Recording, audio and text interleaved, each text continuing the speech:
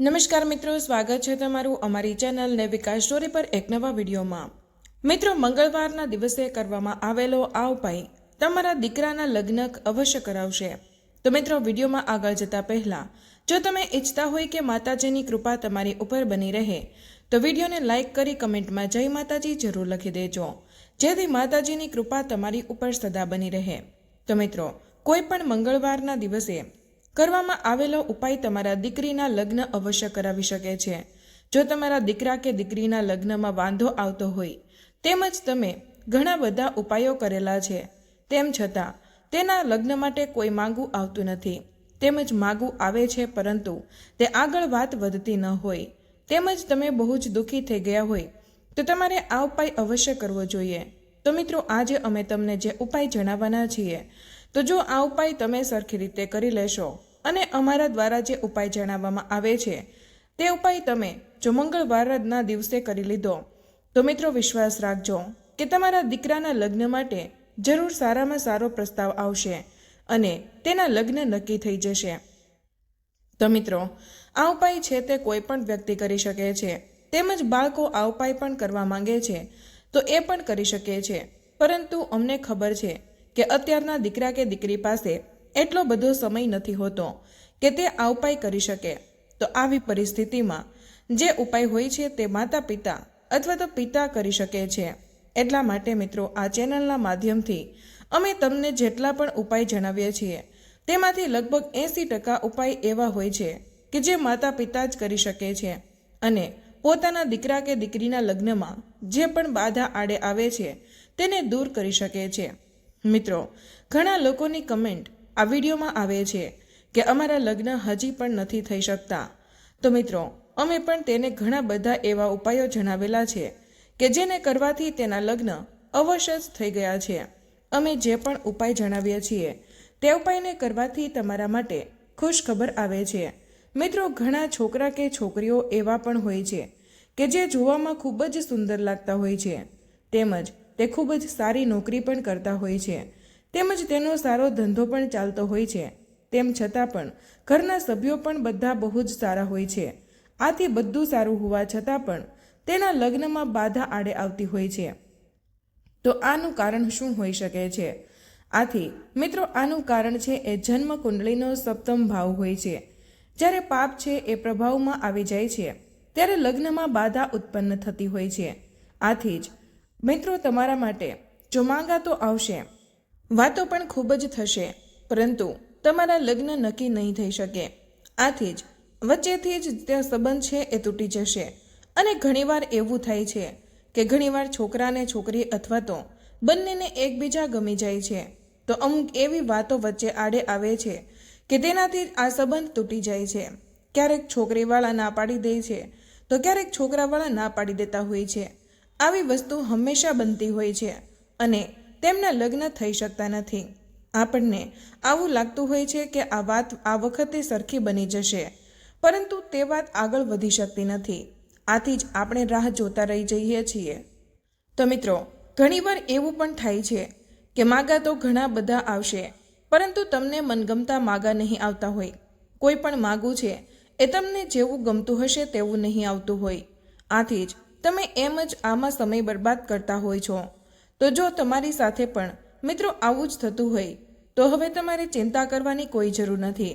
અમે તમને જે ઉપાય જણાવવા જઈ રહ્યા છીએ તે ઉપાયને જો તમે સરખી રીતે કરી લીધો તો અવશ્ય જ તમારા લગ્ન થઈ જશે। તો મિત્રો, ઉપાયમાં આગળ વધતા પહેલા જો તમે આ ચેનલમાં નવા હોય અને હજુ સુધી તમે આ અમારી નેવિકા સ્ટોરી યુટ્યુબ ચેનલને સબસ્ક્રાઇબ ન કરી હોય તો અત્યારે જ સબસ્ક્રાઇબ કરી લેજો કે જેથી કરીને તમને લગ્ન સંબંધિત તેમજ વાસ્તુશાસ્ત્રને લગતા ઉપાયો તમને દરરોજ જાણવા મળશે। જો મિત્રો, તમે એકવાર આ અમારી નેવિકા સ્ટોરી યુટ્યુબ ચેનલને સબસ્ક્રાઇબ કરી લીધી તો તમે વિશ્વાસ રાખજો કે તમારો સમય અમે વ્યર્થ નહીં જવા દઈએ। તો મિત્રો, હવે અમારા આ ઉપાય વિશે આગળ વધીએ। તો મિત્રો, આ ઉપાય છે એ તમે કોઈ પણ મંગળવારના દિવસે કરી શકો છો।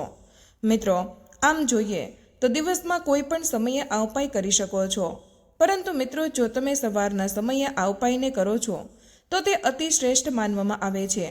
તો મિત્રો, કોઈ પણ મંગળવારના દિવસે સવારના સમયે તમે કોશિશ કરજો કે આ ઉપાય કરી શકો।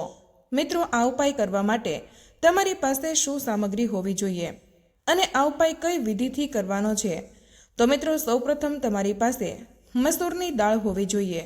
પછી તેને લોટ બનાવી લેવાનો છે। જેવી રીતે તમે ઘંટીમાં લોટ દળો છો તેવી જ રીતે આ મસૂરની દાળનો લોટ લઈ લેવાનો છે। તમારે આ મસૂરની દાળનો એટલો જ લોટ લેવાનો છે કે એક રોટલી બની શકે એટલો જ તમારે લોટ લેવાનો છે। ત્યાર પછી તમારે એ મસૂરની દાળના લોટની એક રોટલી બનાવવાની છે। તો આ રોટલી તમારે એવી રીતે બનાવવાની છે કે સાઈડમાંથી કાચી હોવી જોઈએ અને એક સાઈડથી પાકી હોવી જોઈએ। પછી મિત્રો, રોટલીનો જે ભાગ કાચો છે એ સાઈડ તમારે ઘી લગાવી દેવાનું છે। તેના પછી એક નાના વાટકામાં તમારે થોડી હળદર લેવાની છે અને તેમાં થોડું ઘી નાખીને મિક્સ કરી દેવાનું છે। ત્યાર પછી મિત્રો, તે હળદરથી જે રોટલીના કાચા ભાગમાં તમે જ્યાં ઘી લગાવેલું છે તે ભાગ ઉપર તમારે હળદર લઈને પોતાની અનામિકા આંગળીથી શુભ વિવાહ એવું લખવાનું છે। ત્યાર પછી મિત્રો, તમે તમારા દીકરા કે દીકરીના માટે જો તમે ઉપાય કરતા હોય તો તમારે તેનું નામ લખી દેવાનું છે। જો તમે તમારી દીકરી માટે આ ઉપાય કરતા હોય તો તેનું નામ આ રોટલીમાં લખી દેવાનું છે, અથવા તો દીકરા માટે આ ઉપાય કરતા હોય તો તેનું નામ આ રોટલીમાં લખી દેવાનું છે, અથવા તો જો દીકરો કે દીકરી પોતે જ આ ઉપાય કરતા હોય તો તેને પોતે જ પોતાનું નામ રોટલીમાં લખી દેવાનું છે। ત્યાર પછી નીચે તેની જે ઉંમર હોય છે તે ઉંમર લખી દેવાની છે। એટલે કે મિત્રો, તમારા દીકરા કે દીકરીની જે વર્ષ ચાલતું હોય તે વર્ષે જ તમારે લખવાનું છે। જો તમારા દીકરા કે દીકરીની ઉંમર 27 વર્ષ થઈ ગઈ હોય અને 27મું વર્ષ ચાલતું હોય તો તમારે તે રોટલીમાં 27 વર્ષ લખવાના છે। તો મિત્રો, આ રોટલીમાં તમારે 3 વસ્તુ લખવાની છે। સૌપ્રથમ તો શુભ વિવાહ, તેના પછી બાળકોના નામ, પછી હળદરથી લેપ, પછી પોતાની અનામિકા આંગળીથી દીકરા કે દીકરીનું નામ લખવાનું છે, પછી ઉંમર લખવાની છે। તો પછી મિત્રો, તમારે શું કરવાનું છે? ત્યાર પછી તમારે એક ગોળનો નાનકડો ટુકડો લેવાનો છે। તેના પછી જે છોકરો કે છોકરીના લગ્નમાં બાધા આડે આવતી હોય તેના માથા ઉપરથી આ રોટલીને એકવાર સ્પર્શ કરી દેવાની છે। પરંતુ અમુક વાર એવું બનતું હોય છે કે છોકરો અથવા તો છોકરી હાજર ન હોય તો મિત્રો, તમારે શું કરવાનું? તો મિત્રો, તમારે મનમાં જ એમનું વિચારવાનું છે કે તમારો છોકરો અથવા તો છોકરી તમારી સાથે જ છે અને તમારે મનમાં એ રોટલીને તેના માથાને સ્પર્શ કરાવી દેવાની છે। તેના પછી મિત્રો, આ રોટલી છે એ તમારે ગાય માતાને ખવડાવી દેવાની છે। તમને ખબર ન હોય તો અમે તમને જણાવી દઈએ કે ગાયની અંદર 33 કરોડ દેવતાઓ હોય છે, તે નિવાસ કરતા હોય છે અને આ રોટલી ઉપર તમે શુભ વિવાહ લખેલું છે તેમજ નામ, ઉંમર બધું જ વસ્તુ લખેલી છે। આથી આ રોટલી છે એ જો ગાયના પેટમાં જશે તો મિત્રો 33 કોટી દેવતા છે તેની પાસે આ રોટલી જાય છે। એટલે કે તમે જે લગ્ન માટેની પ્રાર્થના કરેલી છે એ આ 33 કોટી દેવતાઓની પાસે પહોંચી જશે। આથી તમારી મનોકામના છે એ અવશ્ય પૂરી થશે અને જલ્દી જ તમારા લગ્ન થઈ જશે। મિત્રો, અમે આશા રાખીએ છીએ કે તમે આ અમારા ઉપાયને સરખી રીતે સમજી લીધો હશે। તો મિત્રો, મંગળવારના દિવસે આ ઉપાય તમે અવશ્ય કરી જોજો। તેમજ મિત્રો, તમારે આ ઉપાય છે એ સતત 7 મંગળવાર સુધી ઉપાયને કરવાનો છે। જો વચ્ચે કોઈ મંગળવાર ચૂકાઈ જાય છે તો પણ તમારે ચિંતા કરવાની કોઈ જરૂર નથી। તે મંગળવાર કે જે દિવસે તમે ઉપાય કરવાનું ચૂકી ગયા છો તો એ મંગળવારને ગણવાનો નથી, પરંતુ આગળના દિવસે એ મંગળવાર વધારી દેવાનો છે અને તમારે આ ઉપાય કરવાનો છે। તો મિત્રો, અમે તમને આ ઉપાય સમજાવવાની ખૂબ જ સરખી કોશિશ કરી છે। આથી તમે આ ઉપાયને ભૂલ્યા વગર કરી લીધો તો અવશ્ય જ તમારા દીકરા કે દીકરીના લગ્ન થઈ જશે। આથી જ મિત્રો, જો આ ઉપાય તમને સરખી રીતે ન સમજાયો હોય તો આ વિડીયોને તમે એકવાર ફરીવાર જોઈ લેજો કે જેથી કરીને આ ઉપાય છે એ તમારા મનમાં બેસી જાય અને તમે જે તમારા દીકરા કે દીકરીના લગ્નને લઈને ચિંતામાં છો તો ચિંતા પણ જતી રહે અને તમારા દીકરા કે દીકરીના લગ્નનો યોગ બને। તેમજ મિત્રો, લગ્ન ન થવાના બીજા વિશેષ ઉપાયો વિશે જોઈએ તો મિત્રો, કુંડળીમાં ગ્રહ દોષને કારણે ઘણા જાતકોના લગ્નમાં વિલંબ થાય છે અથવા તો મોડા થાય છે। આ માટે જ્યોતિષી ગ્રહ દોષ દૂર કરવા માટેના ઉપાયો બતાવવામાં આવ્યા છે। મિત્રો, રાહુ દોષ દૂર કરવા માટે દેવોના દેવ મહાદેવની પૂજા કરવાનો નિયમ છે। તેના માટે પાણીમાં કાળા તલ મિક્સ કરીને દરરોજ શિવલિંગ પર અર્ધ્ય ચડાવવો આમ આવા સમયે શનિવારના રોજે વહેતા પાણીના પ્રવાહમાં નાળિયેર નાખવાથી રાહુની અસર પણ ઓછી થાય છે. કેતુની હાજરીને કારણે ગુપ્ત શત્રુઓના કારણે શુભ કાર્યમાં અવરોધો આવે છે. એવામાં તમારે શુભ કાર્યની માહિતી કોઈની સાથે શેર કરવી જોઈએ નહીં. તેમજ મિત્રો, કેતુના અવરોધોને દૂર કરવા માટે દરેક સોમવાર અને શુક્રવારના રોજે ભગવાન શિવની પૂજા કરો. જો શનિ દોષ હોય તો લગ્ન થવામાં ઘણી અડચણો આવે છે. જ્યોતિષીના મતે શનિદેવના પ્રભાવને ઓછો કરવા માટે અડદ, લોખંડ, કાળા તલ, ધાબળો વગેરે વસ્તુઓનું દાન કરો. તેનાથી લગ્નમાં આવતી અડચણો દૂર થાય છે. જો મંગળ દોષ હોય ત્યારે જાતક શુભ બને છે. આ માટે જ્યોતિષીઓ કુંભ વિવાહ અને અર્ક વિવાહની ભલામણ કરે છે. આ સિવાય મંગળવારના દિવસે લાલ વસ્તુઓનું દાન કરવું પણ શુભ છે. મિત્રો, વાસ્તુશાસ્ત્ર મુજબ જે લોકો લગ્ન કરવા ઈચ્છે છે તેમનો રૂમ હંમેશા પશ્ચિમ ઉત્તર દિશામાં હોવો જોઈએ. જો એવું સંભવ ન હોય એવામાં ઉત્તર દિશામાં રૂમ બનાવવો જોઈએ. તે ઉપરાંત પલંગને દિવાલથી થોડી દૂર રાખવી જોઈએ. તેમજ લગ્ન કરવાની ઈચ્છા રાખનાર વ્યક્તિએ ગુરુવારના દિવસે વ્રત રાખવું જોઈએ. સાથે જ આ દિવસે કેળાના ઝાડની પૂજા પણ કરવી જોઈએ. તે ઉપરાંત પીળી વસ્તુઓનું દાન કરવું લાભકારી હોય છે. સાથે જ ગાયને ગોળ મિશ્રિત ચણાના લોટમાં હળદર મિક્સ કરીને ખવડાવવી જોઈએ. શક્ય હોય તો વિષ્ણુ ભગવાનના 108 નામોનો જાપ કરવો. તેનાથી લગ્નમાં આવનારી અડચણો દૂર થાય છે. તેમજ મિત્રો, જ્યોતિષશાસ્ત્ર મુજબ લગ્ન સંબંધિત સમસ્યાઓને દૂર કરવા માટે 6 મુખી રુદ્રાક્ષ ધારણ કરવો લાભકારી છે. આ રુદ્રાક્ષને ભગવાન કાર્તિકેયનું રૂપ માનવામાં આવે છે. તેને પહેરવાથી લગ્ન સંબંધિત સમસ્યાઓ દૂર થાય છે. તેમજ લગ્ન થવામાં જે પણ બાધા આડે આવતી હશે તે પણ દૂર થઈ જશે. તેમજ નિયમિત શિવલિંગ પર જળ અર્પણ કરો. શિવલિંગ પર જળ ઉપરાંત ગાયના કાચા દૂધ અને બીલીપત્ર અર્પણ કરો. ત્યાર પછી ભગવાન શિવને પોતાની મનોકામના કહો. કુંવારી કન્યાઓ સોમવારનું વ્રત રાખી શકે છે. સાથે જ પાર્વતી મંગળનો પાઠ પણ કરી શકે છે. આવું કરવાથી જલ્દી જ લગ્નનો યોગ બને છે.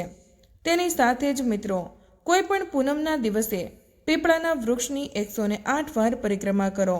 તે ઉપરાંત ગુરુવારના દિવસે વટના વૃક્ષને જળ અર્પણ કરો.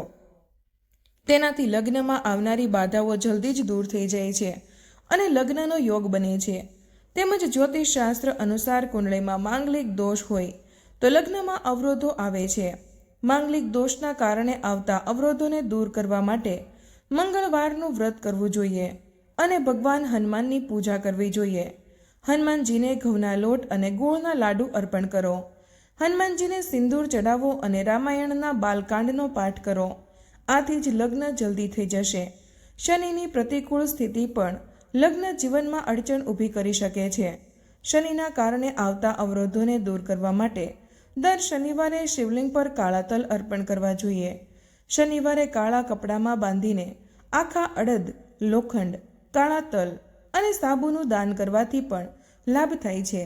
તેમજ મિત્રો, જો કોઈ છોકરીના લગ્ન ન થઈ રહ્યા હોય તો તેની ક્ષમતા અને શ્રદ્ધા અનુસાર તેનું ગુપ્ત દાન કરવું ખૂબ જ ફાયદાકારક છે.